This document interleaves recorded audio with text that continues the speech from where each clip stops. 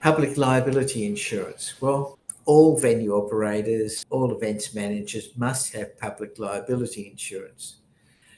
And of course, this is protection from injury or death to visitors and customers, and for loss or damage to property where the business has been negligent or has breached the duty of care.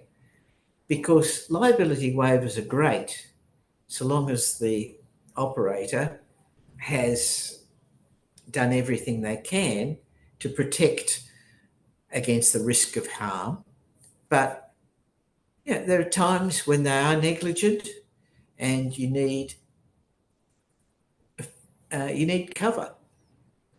That's what public liability insurance is for, and it's taken out for specific events or annually for venues from hotels to resorts to theatres to business premises.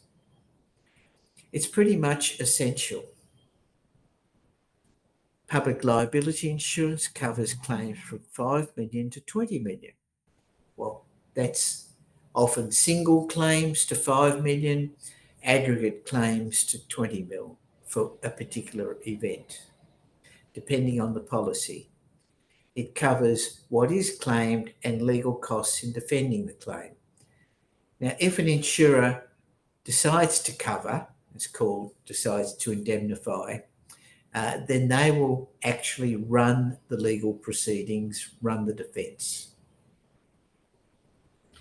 And what's not covered by public liability insurance are unlawful activities, hazardous activities, reckless or deliberate acts which cause injury, personal injury, or to anyone working in the premises or visiting the premises. A very good example happened at Dreamworld. You may recall or may have gone on the Thunder River Rapids ride at Dreamworld. Well, if you'd been on the ride in early October 2016, you might have been amongst the 4 people who died or amongst the several more that were injured. As a result of that, public liability insurance was triggered, and the victims and their families settled a class action of $26 million. That was what was paid to the victims and their families.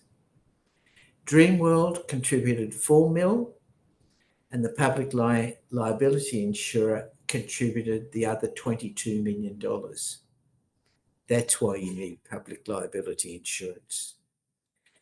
Dreamworld has also paid a fine of $3.6 million for work, health and safety breaches.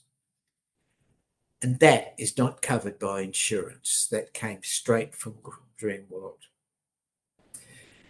Now, Dreamworld had breached their duty of care because there were insufficient slats in the conveyor, which took the raft back up to the beginning. And there was no one actually physically monitoring that part of the ride where they could actually press a red stop button. And because there was insufficient maintenance on the ride, they were negligent. They couldn't simply rely on their liability waiver. So they had to rely upon the safety net of the public liability insurance. It's a safety net, not a substitute for a liability waiver. It's a second line of defence, as it were. So, public liability insurance. And by the way, Dreamworld would be paying a fair bit more in its annual premiums because it made that claim, and they'll be paying it for a few years. An added incentive to make sure that you minimise the risk of harm.